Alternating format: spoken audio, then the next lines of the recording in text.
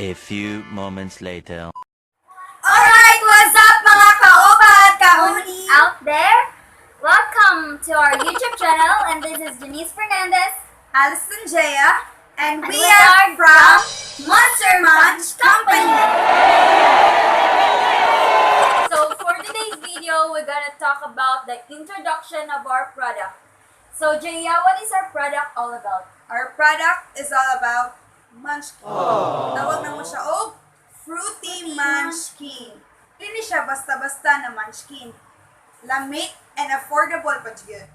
So last month, nag-post me na unsay lang makasulti sa mong product. So naadri ang ilang mga questions. So first, si Mr. Lipong.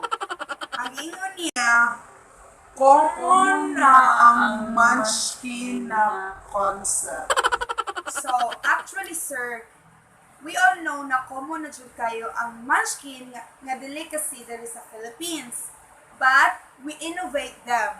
Amo siyang naghunahon nami, nag-brainstorming me kung unsa jud among ma-innovate of best.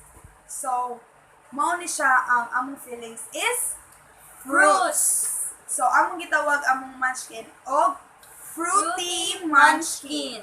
Dili lang kayo mi nag-stick sa isa ka fruits. We have different fruits. We have apple, mango, which is mo na siya mo ang kanang best seller, and also Yes, kanang special food siya.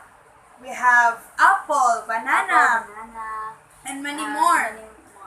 So second, si Miss Fe-ang, anak siya. How is it beneficial?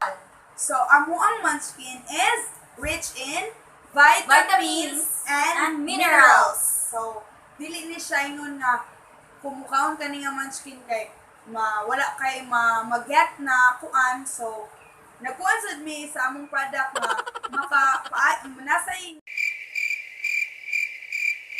And also, our Munchkin is perfect for diets kay among yung Munchkin na ay kuan na ay fruits. Yes. And this is less siya sa fats, sa Low in sodium. fats and sodium. Yes, so muna, palit ko dyan mo sa dili mo sa inyo nga makadaot para sa inyong health. Third, kay Mr. Sip on Non. Anak siya. I saw your product. It is nice and presentable. Of course! Yes, kami of course. pa ba? Mo jud. Muna, kami sad, manikamot sad mi na makuan sa na sa mga other people ang among Munchkin. Ganahan ka makatilaw og lami. Aw, naaro na sa Munchkin. Ginagawa mo! So, among gikuan sa mind is quality over quantity. So, next. The next question is from Wa-el-hi. Dili ra ba sweet kaayo? Yes, dili siya sweet. Dili siya ingon nga kanang tamis na kayo nga makadiabetes. One siya, Ginagawa mo! balance siya, kay naman siya prutas biya. Dili biya ingon tanan nga tamis jud kayo nga fruits. Dili biya kaingon nga 100% sad among sugar sa among Munchkin. Tama ra jud siya Sakto ba? ra jud siya nga kanang masatisfy jud mo. Yes. So next question is from Kagid. So from Kaged, dili ba makamahay? Yes, dili siya makamahal. Magpangita pa jud ka Yes. sa among Munchkin na perting lamia. daghan kay mga Yes, because we do believe once tasted, you will always crave for it. Yes. Yes. Feel ka ako ganyan nag-crave kay ko sa mong product. Charot! Malugi pa lang me! Mao jud. So, So, may jud na iyon yung tilawan guys, kay grabe jud kalami. Di jud mo magmahay ba? yes. Nya affordable na pa jud siya. Dili kay siya ingon nga mahal jud kayo nga makabuslot sa inyong bulsa. Yes. Kuan ba na balance sa kaninduton sa product o affordable sa product. Yes, og ang iyang di kalamion. Yes, of course, di na to na malimtan. Ano to siya, natubag na namo ang 5 ka questions nga gikan ni Lifong. ni Feang, ni Sip Onon, ni Wael He. o ni Kaged.